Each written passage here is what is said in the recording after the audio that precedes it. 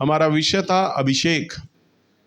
हम 3 प्रकार के अभिषेक में पहले चलते हैं और सबसे पहला हमारे ऊपर जो अभिषेक आता है वह कोढ़ का अभिषेक आता है, यानी आपको कोढ़ होगा नहीं। इस अभिषेक का नाम है कोढ़ीय अभिषेक, लेप्रेसी अनॉइंटिंग। यानी लेप्रेसी अनॉइंटिंग का मतलब 2000 साल पहले प्रभु यीशु मसीह के पास बहुत सारे कोढ़ी आया करते थे और प्रभु यीशु उनके कोढ़ों को चंगा करते थे। हम पुराने नियम में भी देखते हैं और पिछली बार हम पुराने नियम से भी हम सीख रहे थे। लेवी व्यवस्था की किताब 14 अध्याय 12 से 13 पद हम पढ़ेंगे नहीं यहाँ पर, परंतु मैं बता रहा हूं। यहाँ हम देख रहे थे कि किस प्रकार से याजक बलिदान का लहू उस कोढ़ी पर लगाया करता था और बाद में छावनी में लाकर दोबारा उस पर लहू को मलता था और उसके बाद तेल लगाया करता था। तेल जो पवित्र आत्मा का प्रतीक है। जब किसी व्यक्ति के अपराध क्षमा होते थे, पाप क्षमा होते थे, तो उसका कोढ़ चला जाता था। जब हम पहले अभिषेक को हम अपने जीवन में अनुभव करते हैं, जब हम नए जन्म को प्राप्त करते हैं, प्रभु यीशु मसीह का हम क्षमा पाते हैं, हमारा उद्धार होता है, नया जन्म होता है, तब हमारे ऊपर ये पहला अभिषेक होता है, यानी कि हमारा कोढ़ क्षमा हो जाता है। हम आगे भी देख रहे थे कि किस प्रकार से परमेश्वर ने हमारे लिए फिर दूसरा अभिषेक रखा है, यानी याजकीय अभिषेक, याजक का अभिषेक, प्रीस्टली अनॉइंटिंग। और इसमें हम सीख रहे थे याजक के अभिषेक में किस प्रकार से हम कोढ़ के अभिषेक के बाद हम याजक के अभिषेक में आते हैं। और याजक का अभिषेक आपको पहले नहीं मिलता, ये दूसरा स्टेप है। जब आप सीढ़ी पर चढ़ते हैं तो पहला कदम चढ़ते हैं, फिर दूसरा, फिर तीसरा। सबसे पहले आप कोढ़ के अभिषेक को पाते हैं, यानी आपका पाप धुलता है, आपका कोढ़ हटता है, आप लेप्रेसी अनॉइंटिंग में आकर खड़ा होते हैं और उसके बाद आप याजक के कोढ़ के याजकीय अभिषेक में जाते हैं। और आपको दूसरे अभिषेक में जाना आवश्यक है और जाना चाहिए भी, हालेलुया। परंतु बहुत सारे प्रचारक, बहुत सारे विश्वासी लोग पूरी तमाम उम्र गुजार देते हैं सिर्फ पहले अभिषेक को, यानी कोढ़ के अभिषेक को। वो सिर्फ प्रभु यीशु से क्षमा ही प्राप्त करते हैं, उद्धार ही प्राप्त करते हैं, उद्धार के बारे में सुसमाचार देते हैं, प्रचार करते हैं और सारा जीवन उनका ऐसे ही बीत जाता है। वे नए अभिषेक में नहीं जाते। परंतु मैं चाहता हूं मेरी कलीसिया इस अभिषेक से अनजान ना रहे, क्योंकि अगर अनजान रहेंगे तो आप प्रीस्टली अनॉइंटिंग यानी याजकीय अभिषेक को अनुभव नहीं कर पाएंगे। इसलिए याजक के अभिषेक को लिए, यानी याजक का अभिषेक, याजक यानी पास्टर, तो इसका मतलब आप जब सेकंड अभिषेक में आते हैं, कहने को उस अभिषेक का नाम याजक है, याजकीय अभिषेक, बुलाहट याजकीय नहीं होती है। नए नियम में अगर हम देखते हैं पहला पत्रस की किताब 2 अध्याय और इसके 9वें पद में यह इस प्रकार से लिखा है, पर तुम एक चुना हुआ वंश और राजपद धारी याजकों का समाज और पवित्र लोग और निज प्रजा हो, इसलिए कि जिसने तुम्हें अंधकार में से अपनी अद्भुत ज्योति में बुलाया है उसके गुण प्रकट हो। हालेलुया। ये क्या लिखा है? तुम चुना हुआ वंश, राजपदधारी, याजकों का समाज। यहां पर प्रभु का वचन पत्र से किस विषय पे बोलता है? क्यों कहता है? ये पास्टरों के लिए नहीं बोल रहा, परंतु ये तो बात हर एक उस विश्वासी के लिए बोली जा रही है। तुम याजकों का समाज हो। और याजकों का समाज वो क्यों कहता है? क्योंकि वह उस अभिषेक के विषय में बात कर रहा है जो सेकंड अभिषेक है, प्रीस्टली अनॉइंटिंग, याजकों का अभिषेक, याजकीय अभिषेक। ये बुलाहट नहीं है। परंतु आज कई पास्टर, कई प्रचारक लोग इस पद का गलत अनुवाद कर देते हैं और वो कहते हैं कलीसिया में तो सभी लोग पास्टर हैं, सभी लोग याजक हैं। आपको सारे लोग याजक नहीं होते, ये तो एक अभिषेक है। हालेलुया। तीसरी बार अब हम जो सीखने जा रहे हैं, इस याजक के अंदर सबसे बड़ी बात क्या है? इसकी जो पहचान है उसका स्वभाव आएगा। सबसे पहले याजक अभिषेक जो व्यक्ति धारण करेगा, जो पाएगा ना, उसमें बनावटीपन नहीं होगा, बल्कि एक नेचुरल चीज होगा। उसके स्वभाव में वो चीज दिखाई देगी। कई बार कई विश्वासी लोग, चाहे वो मेरे चर्च के हों या दूसरे चर्च के लोग हों, जब वो गवाही देते हैं तो मुझे उस गवाही को कैसे पता चलता है कि झूठ बोल रहा है सच बोल रहा है। पहले तो मैं अपनी आत्मा में महसूस करता हूँ, दूसरा मैं इस अभिषेक के द्वारा महसूस करता हूँ, क्या ये व्यक्ति इस अभिषेक को धारण किए हुए है? क्या इस व्यक्ति के जीवन पर यह अभिषेक है? जब उस व्यक्ति का आचरण, स्वभाव, क्रिया, अभिषेक ये बताता है कि ये अभिषेक इसके जीवन पर अभी नहीं है, परंतु वह जो गवाही दे रहा है वो ये गवाही बता रहा है मैं तो इसी अभिषेक में खड़ा हूं या इससे ऊपर वाले अभिषेक में खड़ा हूं। हालेलुया। इससे क्या पता चलता है? वो गवाही जो दे रहा है ना, बिल्कुल झूठी गवाही दे रहा है। उदाहरण के तौर पर यह भजन संहिता 133 अध्याय और पहला और दूसरे पद में लिखा है, देखो क्या ही भली मनोहर बात है कि भाई लोग आपस में मिले रहें। ये उस उत्तम तेल के समान है जो हारून के सिर पर डाला गया और उसकी दाढ़ी पर बहकर उसके वस्त्र के छोर तक पहुंच गया। इसका क्या मतलब है? ये बता रहा है, वचन में लिखा है, क्या ही भली मनोहर बात है कि भाई लोग आपस में मिले रहे। आज पास्टर्स का ये पसंदीदा पद है। जितने भी मीटिंग्स होती हैं, कन्वेंशंस होती हैं, सेमिनार्स होते हैं, जब पास्टर्स लोग आपस में मिलते हैं, एक दूसरे का हाथ पकड़ लेंगे मंच पे और कोई भी पादरी इसी पद से तो दुआ शुरू करता है और ये बोलता है, प्रभु जी आज हम सारे पादरी इकट्ठा हैं, तेरा वचन कहता है क्या ही भली मनोहर बात है कि भाई लोग आपस में मिले रहें। आज हम मिले हुए हैं प्रभु जी, परंतु उनके मन नहीं मिले हुए। हालेलुया। उनके मन, याजकीय अभिषेक को पाया हुआ जन जो होता है ना, उसका मन सबसे मिलता है, वह सबसे प्रेम करता है, वह सबको बनाकर चलने वाला व्यक्ति होता है, वह एकता में विश्वास करता है, यूनिटी पे विश्वास करता है, वो वन मैन शो नहीं चलाता, अकेला मैं ही सब कुछ कर लूंगा। वो प्रभु की सेवा को खूबसूरत बनाना चाहता है, खूबसूरत तरीके से बनाना चाहता है। समझ पा रहे हैं ना? प्रभु की सेवकाई चमक के दिखाई दे, प्रभु को दिखाई देना चाहिए अपनी सेवा में। अभी अगले हफ्ते हमारे बीच में एक प्रभु के दास आ रहे हैं, तो उन्होंने प्रवीण से पूछा कि अभी हम तुम्हारा फोटो लगा देंगे। उन्होंने कहा कि नहीं, हमारा मत लगाना, हमारे पास्टर साहब का नाम ये है बस। तो उन्होंने कहा ठीक है, मैं तुम्हारे पास्टर का फोटो लगा दूंगा कि वो ऑर्गेनाइज कर रहे हैं। तो प्रवीण ने मेरे से राय ली। मैंने कहा नहीं बेटा, मेरा फोटो मत लगाना। किसी पोस्ट पे आपने कभी आज तक मेरा फोटो देखा है? नहीं। चाहे वो मेरी मीटिंग हो, चाहे मैं दूसरे पास्टर को बुलाऊं, कभी मैं नहीं लगाता। पर और दूसरे आप पोस्ट देख लीजिए, ऑर्गेनाइजर के साथ, वो भी जो पास्टर जो ऑर्गेनाइज कर रहा होता है ना मीटिंग, उसका भी माइक पे फोटो होता है। प्रचारक का बड़ा फोटो होता है, ऑर्गेनाइजर का छोटा फोटो होता है, पर होता फोटो जरूर है। पर मैं एक ऐसा पास्टर हूं, मैं अपना फोटो नहीं लगाता। क्यों नहीं लगाता? मेरे प्रभु का नाम आगे आना चाहिए, वो दिखाई देना चाहिए। मैं नेल्स बेंजामिन नाम तक अपने मेरे पोस्ट पे नहीं होता, कहीं भी नहीं लिखा होता। मेरे चर्च का नाम होता bird word in action church, बस ये ऑर्गेनाइज कर रहा है मीटिंग। नेल्स बेंजामिन कौन है?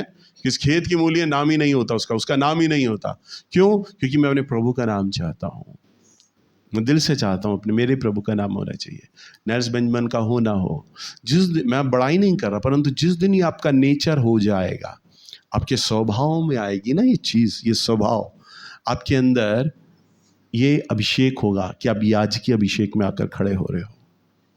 मेरी कलीसिया से कोई परिवार गड़बड़ी करता है, रूठ रहा होता है, अलग जा रहा होता है, मैं बाहें पसारे उसे जोड़ता हूँ।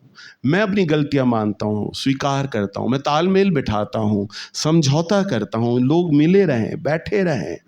प्रचारकों में, क्वायर में, किसी में भी जब मतभेद होते हैं, उनके मतभेदों को दूर करने का प्रयास करता हूँ। भाई लोग आपस में मिले रहें, यूनिटी रहे। कई बार मैं यहां बैठा रहता हूं, परंतु मैं दूसरे को कहता हूं कि आप प्रचार करो। मैं कई बार क्वायर में बोलता हूं, कई बार क्वायर में हो सकता कोई लड़का या लड़की बुरा मान जाए कि मुझे आराधना करने का मौका नहीं दिया गया। क्यों आराधना के लिए मौका बुरा मान गए? क्यों? क्योंकि अभी याजकीय अभिषेक नहीं है। याजकीय अभिषेक जिस दिन होगा, उस दिन वो बेटा या वो बेटी बुरा नहीं मानेगा, वो कहेगा भैया मुझे मौका मत दो, इसको मौका दो, क्योंकि ये गीत है ना, इसकी आवाज में बड़ा सूट करता है। और परमेश्वर की जो सेवा होनी चाहिए ना, खूबसूरती के साथ होनी चाहिए, वो खूबसूरती मैं नहीं दे पाऊंगा, ये भाई या ये बहन दे देगी। हालेलुया, समझ पा रहे हैं ना? तो प्रचार भी ऐसा ही है। कोई बच्चा मुझे बोलता है भैया मेरे पास एक प्रकाशन है, परमेश्वर ने मुझसे बात किया है, अच्छी है, मेरे से नहीं किया ना, वो तुझसे किया है ना, तो तू प्रचार कर। प्रभु लोग तो किस लिए आ रहे हैं सुनने के लिए? नेल्स को नहीं, प्रकाशन को सुनने आ रहे हैं। प्रभु हमसे बात करे, तो प्रभु ने बात करनी है तो मेरे द्वारा बात नहीं करेगा इस हफ्ते, कोई बात नहीं, तेरे द्वारा बात कर, अच्छी बात है, तू प्रचार कर। हालेलुया। मुझे बुरा नहीं लगता कि मेरा चर्चा, मैं पास्टर हूं, हर सप्ताह मैंने ही प्रचार करना है। तुम में से कोई भी आके मुझे बोलेगा ना भैया मुझसे प्रभु ने बात किया है, आपकी गवाही सुनूंगा, पूछूंगा आपको क्या प्रकाशन दिया, प्रकाशन सुन के ही समझ आ जाएगा कि ये प्रकाशन मेरे परमेश्वर की ओर से ये पैदा किया हुआ प्रकाशन है। तो अगर मुझे लगेगा ना कि प्रभु ने आपको दे दिया है प्रकाशन, तो मुझे तनिक भर भी संदेह नहीं होगा आपको माइक देते हुए, आपको आपके बारे में बताते हुए। अभी मैं संजू को यही तो नीचे कह रहा था, मैंने कहा बेटा मुझे तेरी आराधना बड़ी सुंदर लगती है, अच्छी लगती है। क्यों? क्योंकि अभी मेरा मसीह तेरे पे सवार है। हालेलुया। जिस दिन मेरा मसीह तुझे छोड़ देगा ना, उस दिन मैं तुझे भी नहीं पूछूंगा कि तू आराधना कर। मैं स्पेशली संजू को बोलता हूँ बेटा आराधना करना। मैं उसे यही बोल रहा था, मैंने कहा आराधना करना, मुझे तेरी आराधना अच्छी लगती है क्योंकि अभिषेक महसूस होता है, उपस्थिति। जिस दिन मेरा मसीह तुझे छोड़ेगा, अभी तू गधी है, अभी वो सवार है, जिस दिन तुझे छोड़ देगा तो मैं भी तुझे नहीं कहूंगा कि तू आराधना कर, फिर तो मैं दूसरे को कहूंगा तुम आराधना करो। हालेलुया। तो प्रभु आपको किसको इस्तेमाल कर रहा है? आपके अंदर वह यूनिटी आ जाती है, आपके अंदर वो स्वभाव आ जाता है, आपके अंदर वह अभिषेक आ जाता है कि परमेश्वर आपसे बात करता है। अवश्य नहीं कि आप भविष्यवाणी करें, परंतु परमेश्वर के 1000 रास्ते हैं आपसे बातचीत करने के लिए। हालेलुया। वचन में लिखा है मेरी भेड़ मेरा शब्द सुनती है और उसे पहचान लेती है। सो प्रभु आपसे व्यक्तिगत बात करता है। अब हम अपने संदेश में चलते हैं। अब हम इस समय जो सीखने जा रहे हैं, आपको चाहिए कि आप प्रार्थना करते समय जब आप वचन पढ़ते हैं या परमेश्वर के साथ संगति करते हैं, तो आपको काफी समय शांत रहने की आवश्यकता है। विश्वासी लोग अधिकांश एक गलती करते हैं, वे जब प्रभु के संग बैठते हैं या तो आराधनाएं करते रहेंगे या प्रार्थनाएं करते रहेंगे या अन्य भाषा में बोलते रहेंगे। आप आराधना करते हैं, अपनी प्रार्थना करते हैं, बुद्धि की प्रार्थना, अपनी भाषा की प्रार्थना या अन्य भाषा, परंतु आप एक चीज छोड़ देते हैं, शांत रहना। कब? शांत रहना। एलिया के साथ यही तो अनुभव हुआ। वचन में लिखा है प्रभु ने उसे कहा जा पर्वत पर जा, मैं तुझसे बात करूंगा। प्रभु सिखा रहे थे उसे। वचन में लिखा भूईडोल हुआ। भूईडोल का मतलब तूफान आया, परंतु परमेश्वर उसमें ना था। उसके बाद आंधियों की सनसनाहट हुई, पत्ते खड़खड़ाने की आवाज उठी।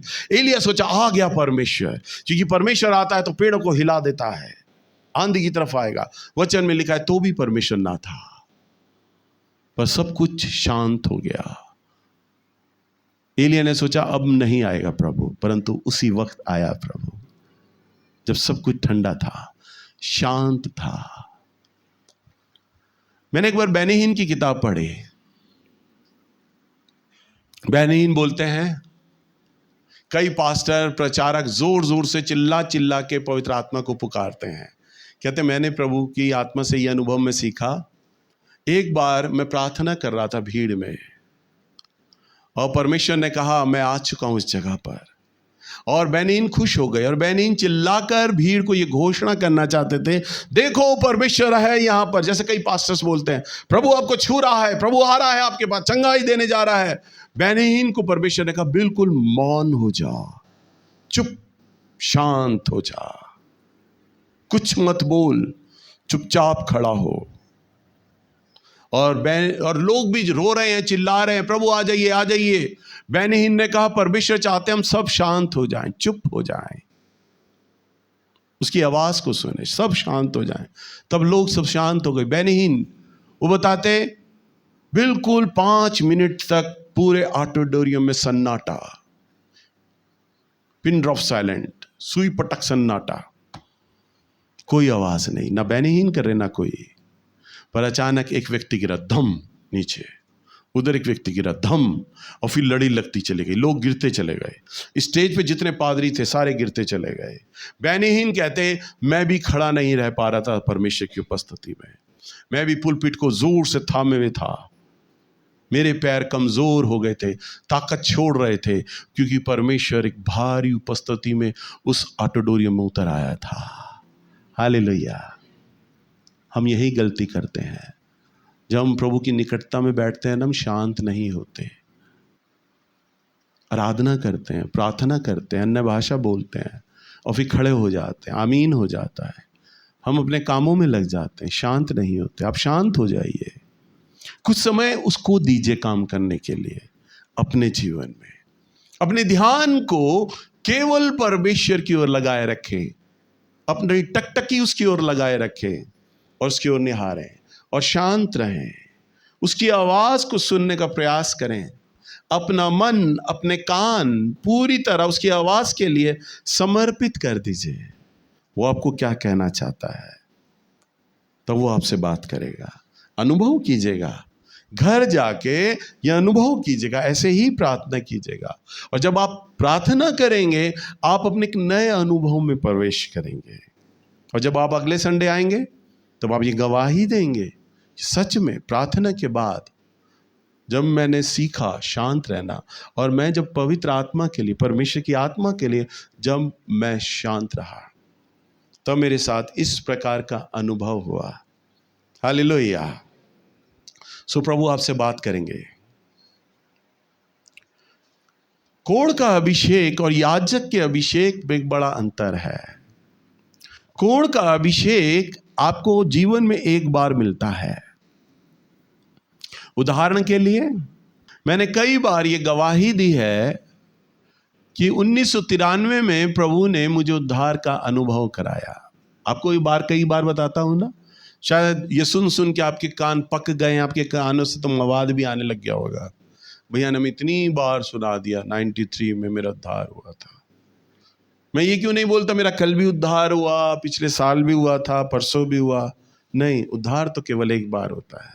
उस कोढ़ का अभिषेक आपको एक बार मिलता है और उसके बाद प्रभु आपको छोड़कर नहीं जाते जब तक आप प्रभु को छोड़ ना दें। परंतु याजकीय अभिषेक में यह बात नहीं है। याजकीय अभिषेक में याजक का यह ड्यूटी होता था कि जब वो प्रभु के आराधनालय में जाता था ना, तो वो अपने आप को तेल मलता था। वचन में अभी हमने पढ़ा ना, लिखा है। और यहां पर अगर हम वचन में चलें, भजन संहिता 133 का 1 से, देखो ये क्या ही भली और मनोहर बात है कि भाई लोग आपस में मिले रहें। यह तो उस उत्तम तेल के समान है जो हारून के सिर पर डाला गया था और उसकी दाढ़ी पर बहाकर उसके वस्त्र की छोर तक पहुंच गया। हाँ, याजकों को प्रतिदिन तेल लगाना करता था, तेल उंडेला जाना था, और हारून भी याजक था। तो वो इस प्रकार से ये लिखता है कि उस उत्तम तेल के समान है जो उसके सर पर डाला तो गया, पर इतना तेल डाल दिया गया कि दाढ़ी से बहता चला गया। सर पर इतना तेल भर दिया कि कनपटियों से वो तेल आ गया, दाढ़ियों पर आ गया, दाढ़ी से बहता बहता लिखा है वस्त्र का छोर। वस्त्र का छोर मतलब बिल्कुल पैर का निचला हिस्सा, वहां तक तेल डाला गया। तो पहले याजकों को प्रतिदिन तेल डाला जाना चाहता था। दोबारा तेल प्रतिदिन, बोलिए प्रतिदिन। तेल पवित्र आत्मा का प्रतीक है। कोढ़ी का अभिषेक आपको एक बार मिलता है, वो तब तक नहीं जाता जब तक प्रभु को आप त्याग नहीं देते। परंतु याजक वाला अभिषेक फ्लक्चुएट होता रहता है। जैसे बिजली है ना, आई चली गई, आई चली गई, कम हो गई डिम, वोल्टेज कम हो गई, बढ़ गई वोल्टेज, स्थिर हो गई। ऐसे होता है याजक का अभिषेक। आप पवित्र आत्मा के संग कितनी सहभागिता कर रहे हैं, कितने साथ उसके साथ आपका रिलेशन है, कितना आप उसके साथ जुड़ रहे हैं। समझ पा रहे हैं ना? पवित्र आत्मा के साथ आप कितना बैठते हो, ये फ्लक्चुएशन होता है। कई बार लोग मेरे पास आते हैं और प्रार्थना कराते हैं, भैया जी आप मेरे लिए प्रार्थना करो, आजकल मेरा जीवन प्रार्थना का सही नहीं चल रहा। यानी पहले था प्रार्थना का अच्छा जीवन, पर आजकल कुछ दिनों से, हफ्ता 10 दिन से, 15 दिन से मेरा प्रार्थना का जीवन ठीक नहीं चल रहा है। इसका मतलब क्या है? वो उस अपने याजकी अभिषेक से पीछे हो रहे हैं। जिस अभिषेक में वो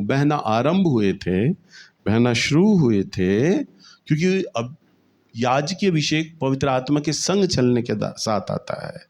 तो याजकीय अभिषेक जब आपका था, आपने जब पवित्र आत्मा की सहभागिता जैसे ही छोड़ी ना, तो वह अभिषेक डिम होता चला गया, कम होता चला गया। और इतना कम हो जाता है, यदि आप पवित्र आत्मा की सहभागिता छोड़ देते हैं तो आप फिर से लुढ़क कर आप नीचे वाले पायदान पर आ जाते हैं, यानी जहां से आप चले थे, कोढ़ के अभिषेक पे। याजकीय अभिषेक आपके ऊपर से हट जाता है, क्योंकि आपने पवित्र आत्मा की सहभागिता को त्याग दिया, तो वह अभिषेक आपके जीवन से क्या होता है? चला जाता है। परंतु याजकीय अभिषेक में आपको प्रतिदिन पवित्र आत्मा के साथ नया होने की आवश्यकता होती है। हालेलुया। फिर आपका एक ही मिशन होगा, मेरा भोजन ये है कि मैं अपने भेजने वाले की इच्छा को पूरा करूं। हालेलुया। तब आप अपने विचार में नहीं, अपनी बातों को नहीं, वरन प्रभु की बातों को सम्मान देंगे।